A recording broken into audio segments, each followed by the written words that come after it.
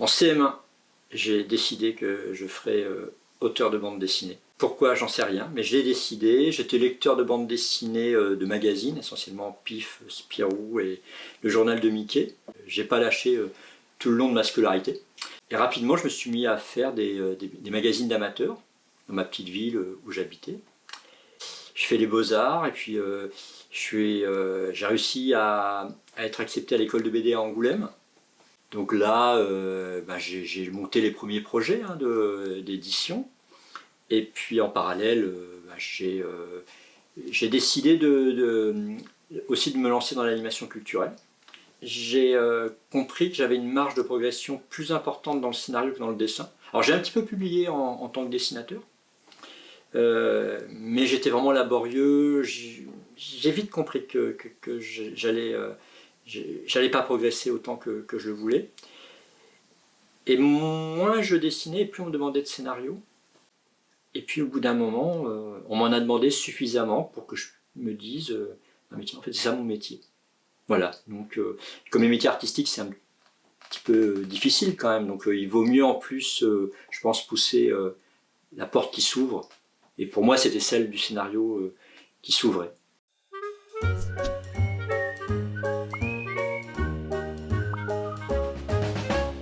Alors ça parle de deux choses. D'abord ça parle de la fin du monde des cow-boys. Je ne parle pas du western, je parle bien du métier de cow-boy, c'est-à-dire vacher. C'est cavaliers qui conduisaient des troupeaux d'un point A à un point B, notamment aux abattoirs. Et en fait, je me suis rendu compte, un peu au hasard de lecture, que c'était un métier qui avait duré extrêmement peu de temps, à peine une dizaine d'années. Alors que on a tous l'idée que les cow-boys, ça a duré tout le temps du western. En fait, non, parce que les cow-boys ils ont été très très rapidement remplacés par le train. Mais très rapidement.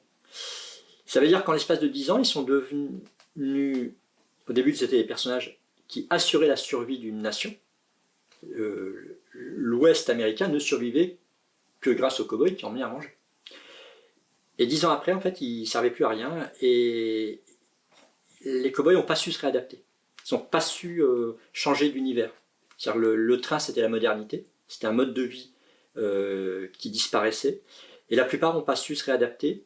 Et en fait, ils sont devenus alcooliques, ils sont devenus brigands. En fait, et moi, j'avais envie de raconter le dernier voyage en fait, d'un groupe de cow-boys. C'est-à-dire le moment où on conduit le dernier convoi de vaches et on va apprendre qu'il n'y en aura pas d'autre, parce que le train arrive. Donc, une histoire de fin de monde.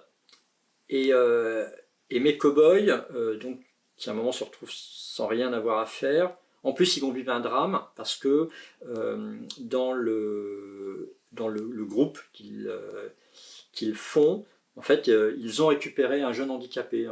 Ils l'ont pris avec eux, c'est une sorte de fils adoptif. Et dans une halte, dans un village perdu, en fait, ce jeune Béné est retrouvé mort.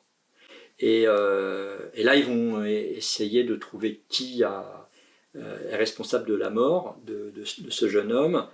Et là, ça va commencer à tourner au drame, parce que dans le village, tout le monde s'en moque de la mort de ce jeune homme. Et les cow-boys, c'est pas des rigolos. Donc, les personnages qui sont présentés au début du récit comme des héros, en fait, à un moment, vont demander vengeance. Et donc, ils vont entourer le village et vont donner 2 jours aux villageois pour trouver le coupable. Sinon, ils promettent qu'ils vont tuer tout le monde. Le problème, c'est que la personne qui a tué le jeune ami des cow-boys, en fait, c'est un gamin. C'est un accident. Et là, on est face à un village qui doit livrer un enfant pour assurer sa survie. Et là, ça devient intéressant en termes de confrontation psychologique, quoi. Donc c'est un récit dur, qui fait pas de cadeau et où il n'y a pas de héros.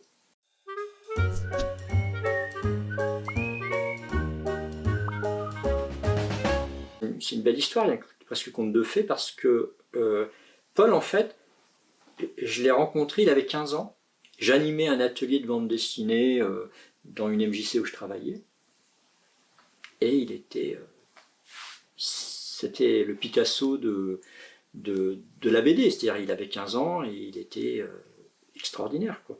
Et en fait, je l'ai pris sous ma coupe, je l'ai fait progresser, et je lui ai présenté très très rapidement des dessinateurs professionnels, donc il a été bien encadré. Et puis, à 18 ans, il m'a demandé de lui écrire un scénario. Moi, je lui ai dit, fais des études. Je lui ai bien dit que la réalité était un métier difficile, quoi. Et puis finalement, on a monté le projet, on a été signé dans la journée, et ça fait 15 ans qu'on travaille ensemble, et aujourd'hui, enfin, je veux dire, on vient de faire un succès ensemble. Donc, c'est une belle histoire.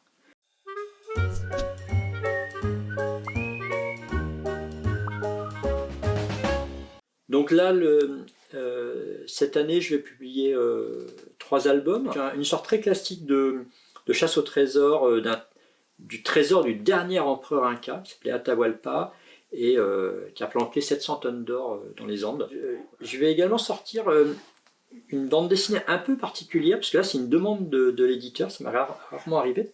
Ça s'appellera Les petits riens qui changent tout. Et puis, évidemment, je prépare enfin, avec Paul, on est sur la suite de Jusqu'au dernier.